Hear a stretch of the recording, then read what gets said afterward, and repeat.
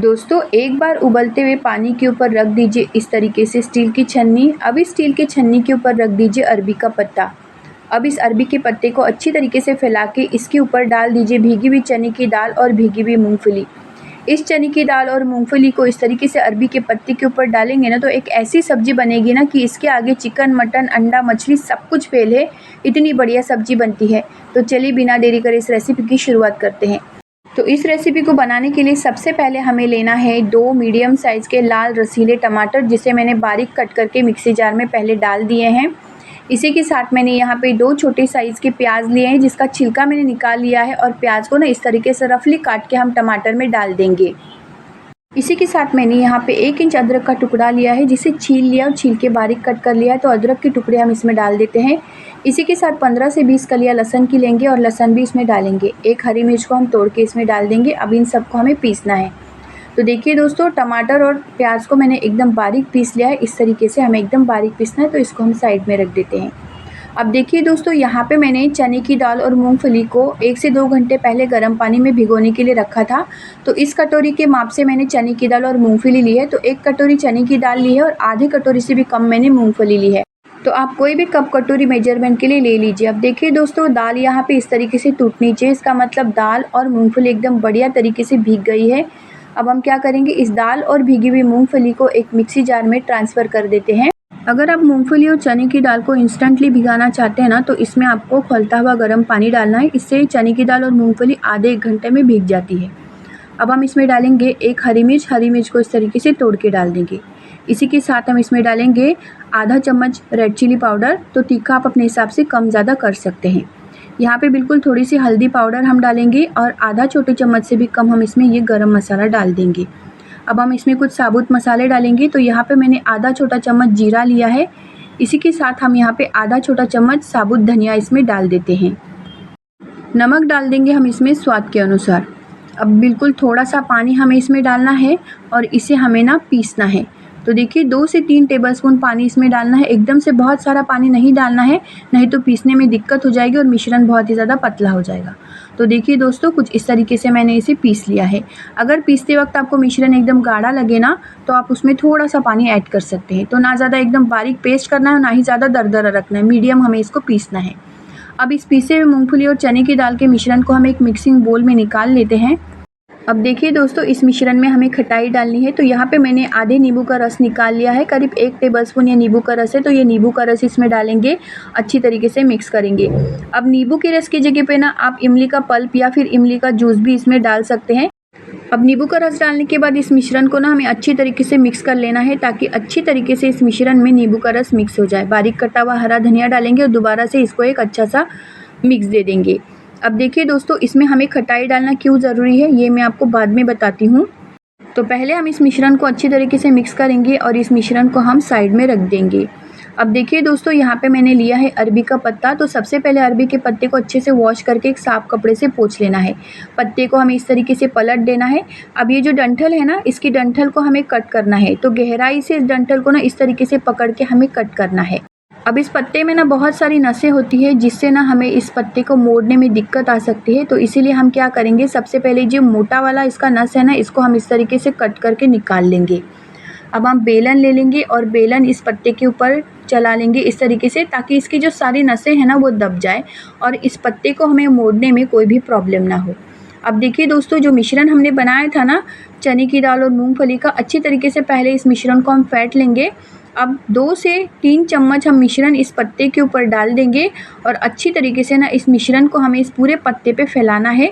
थोड़ा सा गाढ़ा ही फैलाएंगे, पतला नहीं फैलाना है, नहीं तो सब्ज़ी टेस्ट में अच्छी नहीं लगेगी। तो इसलिए इस तरीके से बिल्कुल गाढ़ा पेस्ट हमें इसके ऊपर फैलाना है। अब देखिए, मैंने इसमें नींबू का रस इस मिश्रण में इसलिए डाला था क्योंकि अरबी के पत्ते में थोड़ी सी खराश होती है। अगर हम इसमें खटाई नहीं डालेंगे ना, तो ये हमारे गले में खराश करेगी।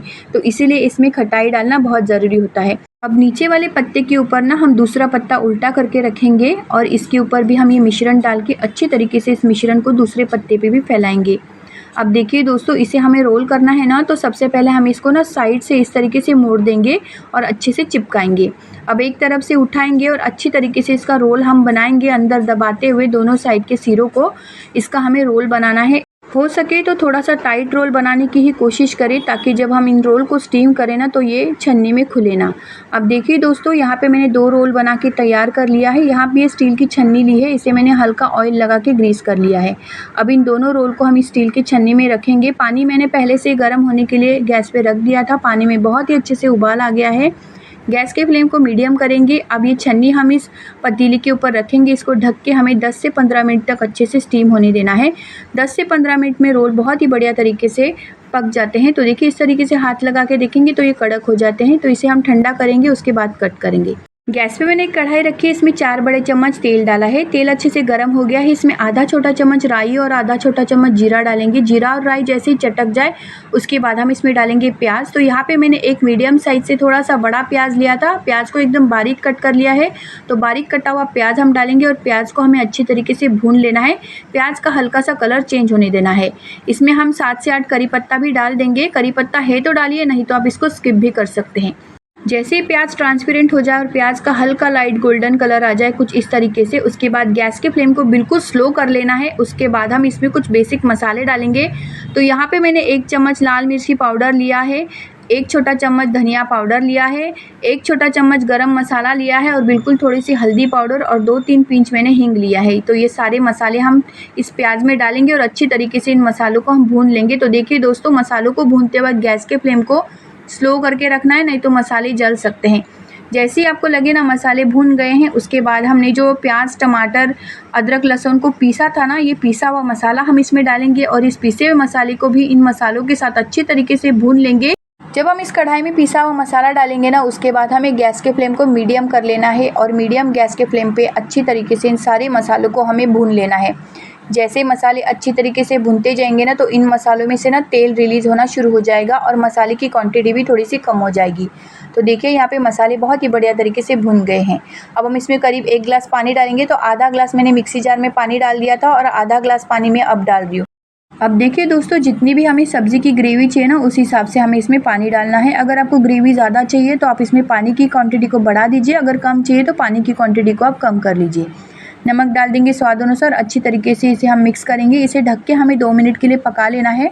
अब देखिए दोस्तों, अरबी की जो पतौड़ हमने बनाई थी ना, अच्छी तरीके से ठंडे हो गए हैं। इसको हम इस तरीके से कट कर लेंगे। अब आपको जिस भी शेप में इसको कट करना है ना, पतले पतले शेप में, इस तरीके से मोटाई में आपको कट करना है, उस हिसाब से आप कट कर सकते हैं। अब देखिए दोस्तों, 2 मिनट में ग्रेवी में अच्छे से उबाल आ गया है। ग्रेवी भी अच्छे से पक गई है। इसमें आधा छोटा चम्मच हम किचन किंग मसाला डालेंगे। इसी के साथ में यहाँ पे 1 चम्मच ये चीनी डाल रही हूँ। तो चीनी डालना ऑप्शनल है। अगर आपको सब्जी में थोड़ा सा मिठास पसंद है तो डालिए, नहीं तो स्किप कर दीजिए। बिल्कुल थोड़ी सी कसूरी मेथी मैंने लिया है। कसूरी मेथी को इस तरीके से क्रश करके डालेंगे और बारीक कटा हुआ हरा धनिया इसमें डाल देंगे। अब इन सबको ना हम अच्छी तरीके से मिक्स कर लेंगे।